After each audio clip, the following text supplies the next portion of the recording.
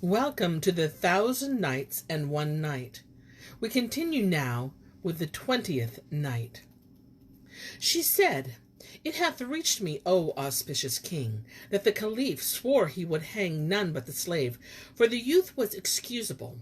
Then he turned to Ja'afar and said to him, "Bring before me this accursed slave, who has the sole cause of this calamity, and if thou bring him not before me within 3 days, thou shalt be slain in his stead."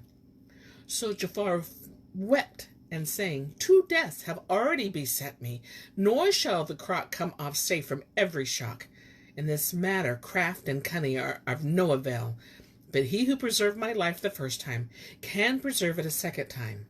By Allah, I will not leave my house during the 3 days of life which remain to me, and let the truth, whose perfection be told, do in as he will." So he kept his house 3 days, and on the 4th day he summoned the Qazis and the legal witnesses, and made his will and testament, and took leave of his children, weeping. Presently in came a messenger from the Caliph, and said to him, "The commander of faith is in this most violent rage that can be, and he sendeth to seek thee, and he swear that the day shall certainly not pass without thy being hanged, unless the slave come forth." When Ja'afar heard this, he wept, and his children and his slaves and all who were with him in the house wept with him.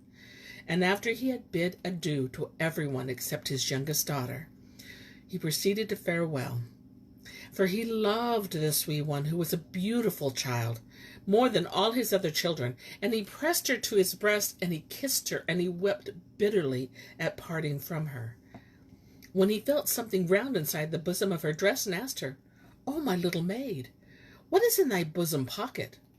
"O my father," she replied, "it is an apple with the name of our Lord the Caliph written upon it. Ron, our slave, brought it to me 4 days ago, and would not let me have it till I gave him 2 dinars for it." When Ja'afar heard speak of the slave and the apple, he was glad, and he put his hand into his child's pocket and drew out the apple, and knew it, and rejoiced, saying, "O ready dispeller of trouble." Then he bade them bring the slave, and said to him, "Fie upon thee, rain! Who hast thou this apple?" "By Allah, O my master," he replied.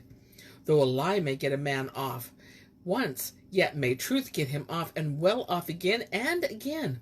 I did not steal this apple from thy palace, nor from the gardens of the commander of the faithful. The fact is that 5 days ago I was walking along one of the alleys of the city, and I saw some little ones at play, and this apple in the hand of those. And I said, 'O youth, this apple is my mother's, and she is ill.' She told my father how long for the apple, so he traveled to Basra, and brought her 3 apples for 3 gold pieces. And I took one of them to play withal." He wept again, but I paid no heed to what he said, and carried it off, and brought it here, and my little lady bought it of me for 2 dinars of gold. And this is the whole story." Now when Ja'afar heard these words, he marveled that the murder of the damsel and all this misery should have been caused by his slave. He grieved for the relation of the slave to himself, while rejoicing over his own deliverance, and he repeated these lines: "If ill betide thee, through thy slave, make him forthright thy sacrifice. A many serviles thou shalt fight, but life comes once and never twice." Then he took the slave's hand, and leading him to the Caliph, related the story from first to last.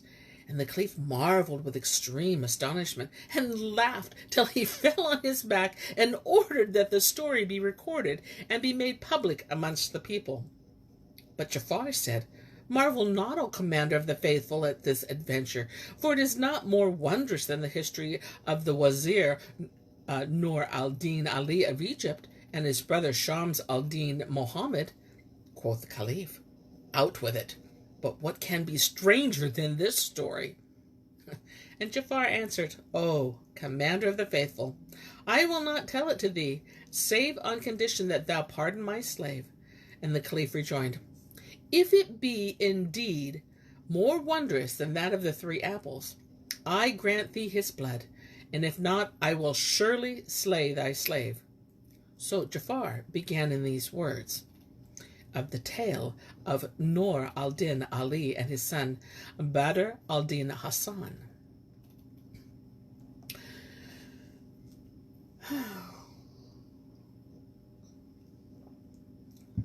Know, O Commander of the Faithful, that in times of yore the land of Egypt was ruled by a sultan endowed with justice and generosity, one who loved the pious poor and companied with the ulema and learned men, and he had a wazir, a wise and an experienced, well versed in affairs and in the art of government.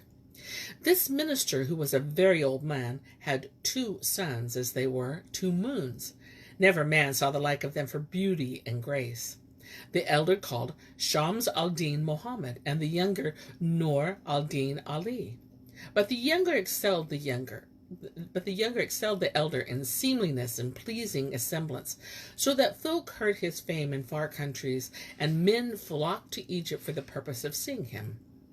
In course of time their father the wazir died, and was deeply regretted and mourned by the sultan, who sent for his 2 sons, and investing them with dress of honor, said to them, Let not your hearts be troubled, for ye shall stand in your father's stead, and be joint ministers of Egypt. At this they rejoiced, and kissed the ground before them, and performed the ceremonial mourning for their father during a full month, after which they entered under the wazirate, and the power passed into their hands as it had been in the times of their father, each doing duty for a week at a time. They lived under the same roof, and their word was one, and whenever the sultan desired to travel, they took it by turns to be in attendance on him. It fortuned one night that the sultan proposed setting out on a journey the next morning, and the elder whose turn it was to accompany him was sitting conversing with his brother, and said to him, O my brother, it is my wish that we both marry, I and thou 2 sisters, and go into our wives on one and the same night. Do, O brother, as thou desirest, the youngest replied, for right is thy recking, and surely I will comply with thee in whatsoever thou sayest. So they agreed upon this, and quoth Shams al-Din, If Allah decree that we marry 2 damsels, and go into them on the same night, and they shall conceive on their bride night, and bear children to us on the same day, and by Allah's will, thy wife bear thee a son, and my wife bear me a daughter, let us wed them either to the other, for they will be cousins. Quoth Nur al-Din, O my brother Shams al-Din, what dower wilt thou require from my son for thy daughter? Quoth Shams al-Din, I will take 3,000 dinars, and 3 pleasure gardens, and 3 farms, and it would not be seemly that the youth make contract for less than this. When Nur al-Din heard such a demand, he said, What manner of dower is this thou wouldst impose upon my son? What's that we are brothers, and both by Allah's grace wazirs, and equal in office. It behoveth thee to offer thy daughter to my son without marriage settlement, or, if one need be, it should represent a mere nominal value by way of show to the world. For thou knowest that the masculine is worthier than the feminine, and my son is a male, and our memory will be preserved by him, and not by thy daughter. But what, said he, is she to have? And Nur al-Din continued, Through her we shall not be remembered among the emirs of the earth, but I see thou wouldst do with me according to the saying, and thou wouldst bluff of a buyer ask him high price and higher, or as did a man who they say would be a friend, and asked something of him being a necessity, and was answered, Bismillah, in the name of Allah, I will do all what thou requirest, but come tomorrow. Whereupon the other replied in this verse, When he who is asked a favor saith tomorrow, the wise man wots 'tis vain to beg or borrow. Quoth Shams al-Din, Basta! I see thee fail to respect to me by making thy son of more account than my daughter, and 'tis plain that thy understanding is of the meanest, and that thou lackest manners. Thou remindest me of thy partnership in the wazirate, when I admitted thee to share with me only pity for thee, and not wishing to mortify thee, and that thou mightest help me as a manner of assistant. But since thou talkest on this wise, by Allah, I will never marry my daughter to thy son. Nope, not for her weight in gold. When Nur al-Din heard his brother's words, he was waxed wroth and said, and I too will never marry my son to thy daughter. Nope, not to keep from my lips the cup of death. Shams al-Din replied, I would not accept him as a husband for her, and he is not worth a pair of her nail. Were I not about to travel, I would make an example of thee. However, when I return, thou shalt see, and I will show thee how I can assert my dignity and vindicate my honor. But Allah doeth whatsoever he willeth. When Nur al-Din heard this speech from his brother, he was filled with fury and lost his wits for rage. But he hid what he felt and held his peace. And each of the brothers passed the night in a place far apart, wild with wrath against the other.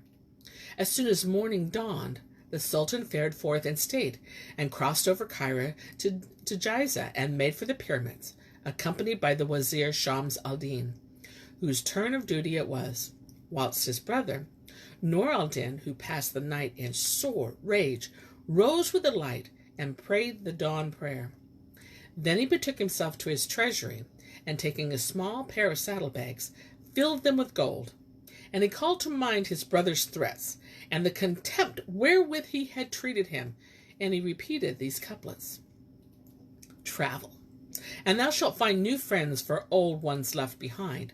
Toil, for thy sweets of human life by toil and moil are found. The stay at home no honor wins, nor aught attains but want. So leave thy place of birth, and wander all the world around. I've seen, and very oft I've seen, how standing water stinks, and only flowing sweetens it, and trotting makes it sound. And were the moon forever full, and ne'er to wax or wane, man would not strain his watchful eyes to see its gladsome round. Except the lion leave his lair, he ne'er would fell his game. Except the arrow leave the bow, ne'er had it reached its bound. Gold dust is dust, the while it lies untravelled in the mine, and aloes wood mere fuel is upon the native ground. And gold shall win his highest worth when his gold ungold, and aloes sent to foreign parts grow costlier than gold. Now when he ended his verse, he bade one of his pages to saddle him his Nubian mare mule and his padded sow. Now she was a dapple gray with ears like reed pins and legs with columns and a back high and strong as a dome built on pillars. Her saddle was of gold cloth and her stirrups of Indian steel and her housing of Isfian velvet. She had trappings which would choose the coast rays, and she was like a bride adorned for her wedding night. Moreover, he bade lay on her back a piece of silk for a seat, and a prayer carpet under which was the saddlebags. When this was done, he said to his pages and slaves, I propose going forth, pleasing outside the city on the road to Khalid town, and I shall lie there 3 nights abroad. So let none of you follow, for there is something straitened to my breast. Then he mounted the mule in haste, and taking with him some provender for the way, set out from Cairo, and faced the open and uncultivated country lying around it. About noontime he entered Bilbay's city, where he dismounted and stayed a while to rest himself and his mule, and he ate some of his victuals. He bought at Bilbay's all he wanted for himself, and forage for his mule, and then he fared on the way of the waste. Towards nightfall he entered into a town called Sajia, where he alighted and took out somewhat of his viticum and ate. Then he spread his strip of silk on the sand, and set the saddlebags under his head, and slept in the open air, for he was still overcome with anger. When morning dawned, he mounted and he rode onward till he reached the holy city Jerusalem, and thence he went to Aleppo, where he dismounted at one of the caravans and abode 3 days to rest himself and the mule and to smell the air. There, being determined to travel afar, and Allah having written safety in his fate, he set out again, wending without wotting whither he was going, and having fallen in with certain couriers, he knew not what the place was. But he had reached Basra city, and he knew not what to do, and it was dark night when he alighted at the khan. So he spread out his prayer carpet, took down the saddlebags from the back of the mule, and gave her with her furniture in charge of the doorkeeper, that he might walk her about. The man took her and did as he was bid. Now it just so happened that the Wazir of Basra, a man shot in the years, was sitting at the lattice window of his palace opposite the khan, and he saw the porter walking the mule up and down. He was struck by her trappings of price and thought her a nice beast fit for the riding of wazirs or even of royalties. And the more he looked, the more was he perplexed, till at last he said to one of his pages, "Bring hither yon doorkeeper." And the page went and returned to the wazir with the porter, who kissed the ground between his hands. And the minister asked, "Who is the owner of yonder mule, and what manner of man is he?" And he answered, "O my lord, the owner of this mule is a comely young man of pleasant manners, withal grave and dignified, and doubtless one of the sons of the merchants." When the wazir heard the doorkeeper's words, he arose forthright, and mounting his horse, rode to the khan, and went in to Nur al-Din, who, seeing the minister making towards him, rose to his feet, and advanced to meet him and saluted him. The wazir welcomed him to Basra, and dismounting, embraced him and made him sit down by his side, and said, "O my son, whence comest thou, and what dost thou seek?" "O my lord," Nur al-Din replied, "I have come from Cairo city, of which my father was whilom wazir, but he hath been removed to the grace of Allah." And he informed him all that had befallen him from the beginning to the end, adding, "I am resolved to never return home again before I have seen all the cities and countries in the world." Now when the wazir heard this, he said to him, "O my son, hearken not to the voice of passion, lest it cast thee into the pit. For indeed many regions be waste places, and I fear for thee in these turns of time." Then he let load the saddlebags and the silk and the prayer carpets on the mule, and carried Nur al-Din to his house, where he lodged him in a pleasant place, and entreated him honorably, and made him for him a place to incline, and he loved him with exceeding love. After a while he said to me, "O my son, here I am left a man in years, and I have no male children. But Allah hath blessed me with a daughter, who even thee in beauty, and I rejected all her many suitors, many of rank and substance. But affection for thee hath entered into my heart. Say me, thou wilt be her a husband? If thou accept this, I will go up with thee to the Sultan of Basra, and will tell him that thou art my nephew, the son of my brother, and bring thee to be appointed wazir in my place, that I may keep the house. For, by Allah, O my son, I am stricken in years and aweary." When Nur al-Din heard the wazir's words, he bowed his head in modesty, and said, "To hear is to obey." At this the wazir rejoiced, and bade his servants prepare a feast and decorate the great assembly hall, wherein they want to celebrate the marriages of emirs and grandees. Then he assembled his friends and the notables of the region and the merchants of Basra, and when all stood before him, he said to them, "I had a brother who was a wazir in the land of Egypt, and Allah Almighty blessed him with 2 sons, whilst to me as yet he hath given me a daughter. My brother charged me to marry my daughter to one of his sons, whereto I assented, and when my daughter was of age to marry, he sent me one of his sons, the young man now presented, to whom I proposed marriage to her, drawing upon the contract and celebrating the night of unveiling with due ceremony. For he is nearer and dearer to me than a stranger, and after the wedding, if he please, he will abide with me, or if he desire to travel, I will forward him and his wife to his father's home." Hereat one and all replied, "Right is thy reckoning," and they looked at the bridegroom and were pleased with him. So the wazir sent for the qazi and legal witnesses, and they wrote out the marriage contract, after which the slaves perfumed the guests with incense, and served them with sherbet and sugar, and sprinkled rose water on them, and all went their ways. Then the wazir bade his servants take Nur al-Din to the hammam baths, and sent him a suit of the best of his own especial raiment. and napkins and towelry and bowls and perfume burners and all else that was required. And even after the bath, when he came out and donned the dress, and he was as the full moon on the 14th night, and he mounted his mule and stayed not till he reached the wazir's palace. Then he dismounted and went to the minister and kissed his hands, and the wazir bade him welcome. And Shahrazad perceived the dawn of the day, and ceased to say her permitted say. And so we have ended the night. Until tomorrow.